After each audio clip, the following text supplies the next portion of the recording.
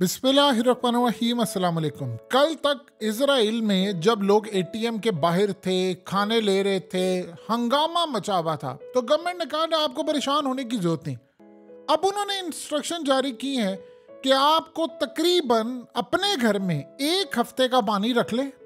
इसके अलावा अपने जितने डॉक्यूमेंट्स हैं उन सब की कॉपीज मोबाइलों से तस्वीरें उतार लें, स्कैन करके रख लें, डिजिटल डिवाइसेस हो अपलोड कर दें, ईमेल्स पर रख लें।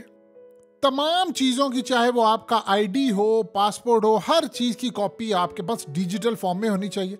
उसके अलावा अपनी गाड़ियों के टैंक फुल करवा लें और इस सूरत हाल में अपने पास रेडियो रखें, फ्लैश लाइट रखें। क्यों, क्या ज़रूरत है? इसराइल में क्या होने वाला है? जी हाँ, अब समझिए। इसराइल इस वक्त सबसे बड़ा काम यह, देखिए ईरान ने हमला तो करने जा रहा है जो उसने कह दिया है, लेकिन बड़ी डेवलपमेंट ये है कि खतरा बड़ा पैदा हुआ है और ईरान को पैगाम दिया गया, ईरान के पास इसका तोड़ होगा।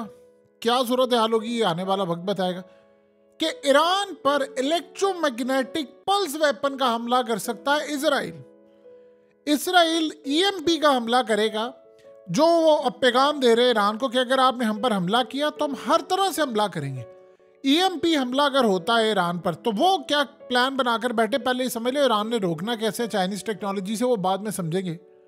उनके बकौल अगर आपने हमला किया तो हम आपके तमाम इलेक्ट्रिक ग्रिड, आपकी इलेक्ट्रॉनिक डिवाइसेस को जैम कर देंगे। यानी ना मोबाइल चलेगा, ना टीवी चलेगा, ना रेडियो चलेगा, ना जहाज उड़ेंगे, ना कुछ होगा। सारी जितनी इलेक्ट्रॉनिक डिवाइसेस हैं इनका सिस्टम खत्म हो जाएगा, पावर आपकी चली जाएगी, इलेक्ट्रिसिटी आपकी चली जाएगी, कोई कम्युनिकेशन सिस्टम नहीं होगा, वाटर सप्लाई आपकी मुतासिर हो जाएगी, हेल्थ केयर सिस्टम सारे का सारा बेड़ा गर्क हो जाएगा। और उसके बाद ना लोग एक दूसरे से रब्ता कर पाएंगे, ना बिजली होगी, ना कुछ होगा। अब इलेक्ट्रिक पावर जाने से इकोनॉमी का आपका जनाजा निकल जाएगा। उसके बाद उन्होंने कहा जी आपका जो सबसे बड़ा मसला ये पैदा होगा कि आपकी जो रिकवरी है वो नहीं हो पाएगी। यानी आप ये सोचें कि जब ऐसी सूरत हाल होती है तो आप इलेक्ट्रॉनिक बैंकिंग, इसके अलावा आपका कूलिंग सिस्टम, एसी वगैरह काम करना, रेफ्रिजरेटर, खाने के लिए मेडिसिन बहुत सारी हैं जिनको इलेक्ट्रिसिटी चाहिए, अस्पतालों की इमरजेंसी है, और ये तमाम की तमाम जो सूरत हाल होंगी वो इलेक्ट्रिसिटी से चलती हैं, वो तबाही का शिकार हो जाएंगी। फिर उसके बाद उन्होंने कहा कि आपका जो डिफेंस सिस्टम है जो कि हैविली रिलाई करता है इलेक्ट्रॉनिक सिस्टम पर, कंप्यूटर सिस्टम पर, वो तितर बितर हो जाएगा अगर आपने कोई हमारे खिलाफ इलेक्ट्रॉनिक मामला नहीं देखना तो आप हम पर हमला ना करें। और इस सूरत हाल में उन्होंने कहा कि सबसे बढ़कर सूरत हाल ये होगी कि इंटरनेशनल सतह पर आपको हम दीवार में चुन देंगे। यानी ये इतना बड़ा क्राइसिस पैदा हो जाएगा कि मेडिकल सर्विस से लेकर साफ पानी से लेकर तमाम चीज़ें तितर बितर हो जाएंगी। और फिर वो कह रहे हैं कि हमारे ईएमपी हमले के बाद आप कई साल तक इसकी रिकवरी नहीं कर पाएंगे। आपका सारा इलेक्ट्रिक इंफ्रास्ट्रक्चर, आपके मुल्क के अंदर चीज़ें, सब कुछ तबाह बर्बाद हो जाएगा और ईरान इस सारे हमले को बर्दाश्त नहीं कर पाएगा। कहा कि आपकी इकोनॉमी, आपका इंफ्रास्ट्रक्चर, आपकी पॉपुलेशन, सब कुछ बर्बाद हो जाएगी। अब सवाल यहाँ पर यह पैदा होता है कि अगर ईरान के साथ ये सब कुछ इजराइल ने धमकी दे रहा है कि वो करेंगे, तो फिर ये सबको क्यों कह रहे हैं कि भाई आप ये खाने का सामान रख लें, जी आप अपनी तमाम चीज़ों की कॉपियाँ रख लें, फलाना कर ले, ये कर ले, क्यों आप ये कर रहे हैं?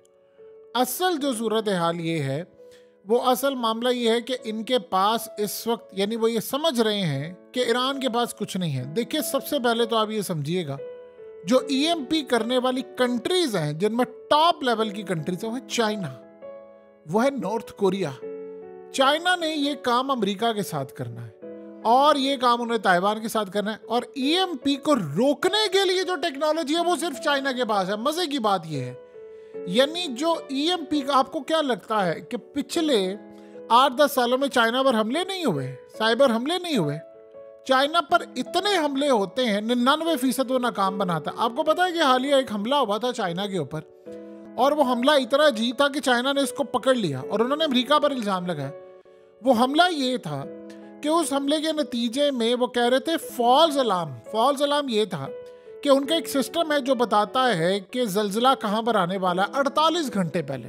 प्लेटों से चेक करिए, बता देता है कि जी साउथ में आना, नॉर्थ में आना है। तो इन्होंने उनके सिस्टम में घुसकर ये काम किया कि आपको लेट से बता दें कि जी बीजिंग में आने वाला है, ग्वांगझू में आने वाला है, और हमला यानी करके तो ज़लज़ला टेक्नोलॉजी की मदद से किसी और इलाके में आ जाए, तो ये सारे उसकी तैयारी करें, वहाँ पर तबाही आ जाए, उसको कि रोकना पे, यूँ उनका इंफ्रास्ट्रक्चर तबाह हो जाएगा।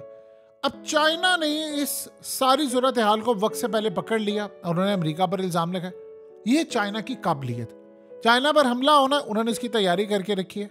2020 के बाद रिपोर्ट आई थी अमेरिका पर कि ये ईएमपी हमला होगा अमेरिका पर, और अमेरिका उसको बर्दाश्त नहीं कर पाएगा, यानी पूरे अमेरिका की बिजली चली जाएगी, जहाज उड़ना बंद हो जाएंगे, हेल्थ इमरजेंसी आप नाम ले वो हो जाएगा, और सारे इसको रिकवरी करते करते पता नहीं कितने महीने साल लग जाएंगे। इमरजेंसी भी अगर आपने रिकवरी की तो आपको 20-25 दिन या 1 महीना लगेगा। तो आप बता दें कि दुनिया से अमेरिका कट ऑफ हो जाए, पता ही ना हो अमेरिका में हो क्या रहा है, जहाज ही ना उड़े, आपका सिस्टम ही ना उड़े, तो फिर क्या होगा। अब इस सारी सूरत हाल में इजराइल ये धमकी दे रहा है। अब ये टेक्नोलॉजी किसके पास आई सबसे पहले, ये बात समझे, ये थी अमेरिका के पास। चाइना ने इसको बनाया बेहतर अंदाज में, वो आगे चले गए। अब असल में इसराइल ये समझ रहा है कि ईरान के पास ये टेक्नोलॉजी नहीं है, या अगर उसका खाम ख्याल है कि ये नहीं है, ईरान के पास ये टेक्नोलॉजी है। आपने उसका नज़ारा देखा, ये जो अमरीकी अभी आए थे, हौसियों के साथ इनकी लड़ाई थी, क्या हुआ था उसमें आप गौर करें तो अमेरिका का सिस्टम बेबस हो गया था। जहाज वो तबाह कर रहे थे, सारा कुछ कर रहे थे, कह रहे थे बेबस हो गया, हमें पता नहीं चल रहा, सारी सिक्योरिटी लेयर आखिरी लेयर तक भी तोड़ दी थी हौसियों ने। तो हौसियों के पास टेक्नोलॉजी कहाँ से है, हाइपरसोनिक मिसाइल कहाँ से है। असल में इजराइल ये समझ रहा है कि वो ईरान का सारा न्यूक्लियर फैसिलिटीज ऐसे तबाह कर देगा, इसमें कोई दो राय नहीं है कि माजी में इजराइल के तैयारे आते थे F-35, ईरान का इंफ्रास्ट्रक्चर तबाह करते थे, चले जाते थे। अब ईरान 2019 में उन्होंने चाइना से एक डील कर ली और कहा कि भाई आप करें हमारी मदद। उसके बाद ईरान ने मुड़कर पीछे नहीं देखा, ईरान अब आसमान पर चला गया है। अब ये जो हमला कह रहे हैं वो हमला करने की काबिलियत ईरान में भी है। अब सवाल यहाँ पर यह पैदा होता है कि इजराइल जो धमकी दे रहा है, क्या ईरान के पास इसको रोकने की काबिलियत है। देखिए, दो चीज़ें आप यहाँ पर एक अच्छी तरह समझ लीजिएगा कि अगर इस सारी सूरत हाल के अंदर हमला होता है तो सबसे ज़्यादा आपको पता नुकसान किसका होगा, चाइना का, रूस का। चाइना और रूस का नुकसान इतना बड़ा है कि उनका एक इत्तेहादी चला जाएगा, और चाइना की जो इन्वेस्टमेंट $450 अरब ईरान में है वो सारी तबाह हो जाएगी, क्योंकि ये सारा इंफ्रास्ट्रक्चर उनका है। तो इस सूरत हाल में चाइना ये होने देगा नहीं। अब इजराइल ये समझ रहा है कि वो ये कर लेगा, जबकि असल कहानी ये है कि ईरान के पास इसकी कैपेबिलिटी है रोकने की, रिकवर करने की और तमाम चीज़ें करने की, और चाइना ने उसमें उसकी मदद की हुई है, रूस ने भी की है। दुनिया में वाकई ये बात सच है, चाहे चाइना करे, अमेरिका करे, कोई भी करे, हमला होना है। किस मुल्क से होना है ये सारी दुनिया देखेगी। अब अगर ये सूरत हाल हो जाती, देखिए इजराइल ने काफ़ी हद तक, जब आप विकेट से बाहर निकल के खेलते, ओवर कॉन्फिडेंस आप हो जाते हैं तो आपका हाल वही होता है। आप हमास से लड़ाई क्यों नहीं जीते, छोड़े सारी बातों को 5 मिनट के लिए। आपको 185 दिन दिए, 12 दिन में कहा था ना नेतन्याहू ने कि हम आपको क्लियर करके देंगे गजा, 185वां दिन है, जीत गए आप? नहीं जीते आप। उसकी सबसे बड़ी वजह यह है कि आप इस वक्त विकेट के दोनों जानिब जब खेल रहे होते हैं, हम बचा भी कर लें, हम लड़ाई भी कर लें। अब असल सूरत हाल ये है कि ईरान के ऊपर पिछले काफ़ी सालों से इजराइल का हमला नहीं हो पाया। जो वो आते थे जहाज से तबाह करके चले जाते थे, और मज़े की बात यह है क्लेम भी नहीं करते थे, उन्होंने सहारा लिया दाइश का। वो क्यों ऐसा काम कर रहे हैं, उसकी सबसे बड़ी मेन वजह यह है कि ईरान के रेडार सिस्टम पर पिछले काफ़ी सालों से इजराइल के तैयारे और अमेरिका के आते, और एक हद से आगे नहीं वो आ पड़ते। आपको याद होगा एक ड्रोन आया था अमेरिका का और वो ईरान ने तबाह कर दिया था, तो अमेरिका ने कहा था इंटरनेशनल वाटर्स में है। हौसियों ने हाल ही एक ड्रोन तबाह किया है जो इनकी हदूद में है। तो यहाँ से आप अंदाज़ा लगा लें कि टेक्नोलॉजी तो सारी ईरान की है। ईरान इस टेक्नोलॉजी में बहुत पीछे था। देखिए, इस बात को ज़रा समझिए, पिछले काफ़ी अरसे से ईरान पर हमला हो रहा था और काफ़ी सालों से वो आते थे, इनका एटमी प्रोग्राम तबाह करते थे, चले जाते थे। अब इस सूरत हाल में अमेरिका की रिपोर्ट है, इजराइल की रिपोर्ट है कि वो रोकने में नाकाम रहे हैं ईरान के एटमी प्रोग्राम को, क्योंकि अब उनके पास वो टेक्नोलॉजी आ चुकी है। अब अगर वो ये समझ रहे हैं कि वो ईएमपी हमला करेंगे, तो ये गलतफहमी इनकी बहुत बड़ी है कि ईरान हमला नहीं करेगा। ईरान, देखिए, जिस दिन उसने ये काम कर दिया कि हिजबुल्लाह को कह दिया कि 2.5 लाख मिसाइलें चढ़ दौड़ो इन पर, इराक को कह दिया, हमास को कह दिया, और याद रखिएगा गोलान हाइट्स के ऊपर इस वक्त रूस की फोर्सेस हाई अलर्ट हैं। वहां पर उन्होंने कह दिया कि यार इन पर चढ़ दौड़ो, इनको मारो, इनका भुड़कस निकाल दो, जो करना है करो। जब ये सूरत हाल पैदा हो जाएगी तो फिर ईरान इस सारे मामले पर पीछे नहीं हटेगा। ये लड़ाई इतनी आसान नहीं है। अगर ये लड़ाई इतनी आसान है और ये सब कुछ इतना ही आसानी से हो जाना है तो आप सिर्फ इतना बता दें कि इसराइल को ये वार्निंग जारी करने की क्या जरूरत है कि भाई आप अपनी घर में राशन रखे, पानी रखे, फलाना रखे, क्योंकि उनको पता पलट कर इन्होंने हमला करना है। देखिए अगर तो इसराइल ये तैयारी करके बैठा हुआ है कि जी ईरान हमला कर देगा तो हम अमेरिका के साथ मिलकर ये सारा मामला कर लेंगे, तो गलत फहमी में वो जी रहे हैं कि अगर इसके बाद देखिए ना तो कोई मुल्क, जो मुल्क एटमी ताकत बनने के करीब होता है वो सारे इन मराहिल से गुजर चुका होता है। अगर अभी तक उनका एटमी प्रोग्राम बकौल यूएस के, अमेरिका की रिपोर्ट के आखिरी दमों पर है और वो सिर्फ उन्होंने कहा कि वो मई तक सिर्फ अपने न्यूक्लियर वारहेड इतने ज़्यादा बना लेंगे कि अगर कल को अमेरिका को तबाह करने की कोशिश कर दे, उनके पास एक्स्ट्रा हो, उसके बाद वो कोई टेस्ट करके डिक्लेयर करेंगे और उन पर फिर पाबंदियाँ लग जाएंगी, जो भी सूरत हाल होगा। तो आप बताइए कि अभी तक इसका मतलब है कि उन्होंने अपना प्रोग्राम बचा लिया ना इनके हमले से, वरना इसराइल ने तो दुनिया का कोई नहीं छोड़ा था। तो इस सारी सूरत हाल में ईरान का मामला बड़ा क्लियर है। देखिए एक बात आप जहन में रखिएगा कि अगर इस सारी सूरत हाल में एक गलती होती है किसी भी मुल्क की जानिब से तो वो अगला मुल्क आपको नहीं छोड़ेगा। देखिए अगर अमेरिका के अंदर हालिया मोबाइल सिग्नल जा सकते हैं, अमेरिका के अंदर अगर तैयारे गिर सकते हैं तो फिर इसराइल में भी गिर सकते हैं। आपको क्या लगता है कि इस वक्त इतना बड़ा इत्तेहादी ईरान रूस का वो छोड़ देंगे? सवाल ही पैदा नहीं होता। रूस असल में आखिरी हद तक जाएगा। रूस को पता है कि क्या करना है क्या नहीं करना। अब ये जब मामला चल रहा है तो आप ये मनाजिर देखिए कि ये क्या हो रहा है। हजारों के हिसाब से इस वक्त लोग नेतन्याहू के घर के बाहर हैं और उसको कह रहे हैं कि भाई तू निकल यहाँ से, और निकल यहाँ से और उसके बाद डील कर और फारिग करा सारा मामला, क्योंकि अब उनको खतरा ये पैदा हुआ है कि ये जो हमला करने के लिए जा रहे हैं, जो लड़ाई करने के लिए जा रहे हैं, इसके बाद सिर्फ और सिर्फ हमारे जो लोग हैं वो भी मारे जाएंगे। देखिए नेतन्याहू को इस बात की कतई कोई परवाह नहीं है। वो कहता है यार भाड़ में जाओ, हम लोग, हमें क्या मसला है, अगर ये मर भी जाते हैं लोग तो मुझे क्या मसला है। वो बल्कि आपको शायद इस बात का अंदाजा नहीं होगा कि इसराइल एक काम चाह रहा है। वो चाह रहा है कि ईरान हमला कर दे और वो हमला आकर हमारे टाउन्स पर, कस्बों पर, शहर में गिर जाए और हम मजे से कहें ये देखो जी इसने हमारे सिविलियन मार दिए। और हो सकता है कि ईरान एक हमला करे, ये 2-4 खुद भी साथ करके अपने लोगों के ऊपर कर ले हमला और कह दे यार ये देखो हमारी सूरत हाल क्या कर दिया इन्होंने।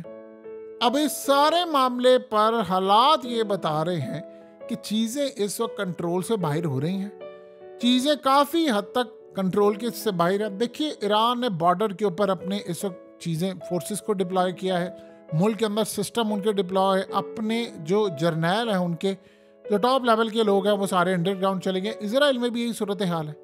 तो सवाल यहाँ पर यह पैदा होता है कि हम अब फेस क्या करने के लिए जा रहे हैं, कौन ये करेगा। देखिए 2 सिनेरियो होंगे, या तो ईरान हमला करेगा या नहीं करेगा। अब दोनों को समझिए, करेगा तो क्या होगा, नहीं करेगा तो क्या होगा। अगर वो करेगा तो फिर तो फुल फ्लेज वॉर है। अगर वो डायरेक्ट हमला करेगा, क्योंकि इस वक्त अमरीकी और जो इजराइल की इंटेलिजेंस एजेंसी है वो कह रही है डायरेक्ट हमला होना है, और ईरान ने भी यही कहा है। तीनों ही बात पर मुत्तफिक है। सिर्फ और सिर्फ हसन नसरुल्लाह ने कहा कि नहीं ये हो सकता है कि डिफरेंट हो। चलें ये सिनेरियो समझ, अगर वो हमला करता है, अगर वो डायरेक्ट करता है फिर तो फुल फ्लेज वार है, फिर तो आप मुड़कर नहीं देखेंगे, फिर तो जो होगा वो फिर शायद किसी को भी नहीं पता, वो गेम सबके हाथ से नहीं। इन केस अगर लेट से वो ऐसा भी काम करते हैं, कोई एम्बेसी पर हमला कर देते हैं, कोई अपनी टीसी प्रॉक्सी के जरिए, देन भी एक लड़ाई है, शायद वो लिमिटेड होगी, वो फिर एक दूसरे पर हमले होते जाएंगे। फिर अगली सूरत हाल है ईरान कुछ भी नहीं करेगा। अगर वो कुछ नहीं करेगा तो फिर ईरान पर हमले होंगे, फिर तो ईरान के ऊपर उन्होंने आगर करना, फिर तो वो नहीं छोड़ेंगे। और मजे की बात यह है कि अब अगर इस तरह का हमला, यही बात अब उनके आर्मी चीफ ने कही है, उन्होंने कहा कि हमने करना है क्योंकि नहीं करेंगे तो दोबारा आएंगे, और ये दोबारा उन्होंने करना है। तो ईरान के अंदर देखिए, ईरान इस वक्त सूरत हाल जिससे 2-4 है वो उसको सूट भी करती है और नहीं भी सूट करती। आप दुनिया की ताकतों को छोड़ें, इस वक्त इजराइल को देखें, वो क्या चाह रहे हैं, उसको एक जंग चाहिए। नेतन्याहू जेल जाएगा, नेतन्याहू को नहीं कोई बचा सकता अगर ये जंग रुक।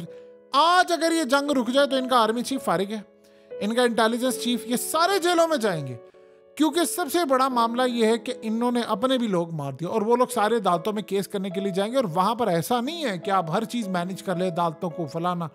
तो हालात वहां पर ये बता रहे हैं कि इनके मामला काफी हद तक खराब होने जा रहे हैं। इजराइल की धमकी है तो बड़ी खतरनाक, लेकिन हम ये देखेंगे कि चाइना और ईरान और रूस वो क्या जवाब देंगे।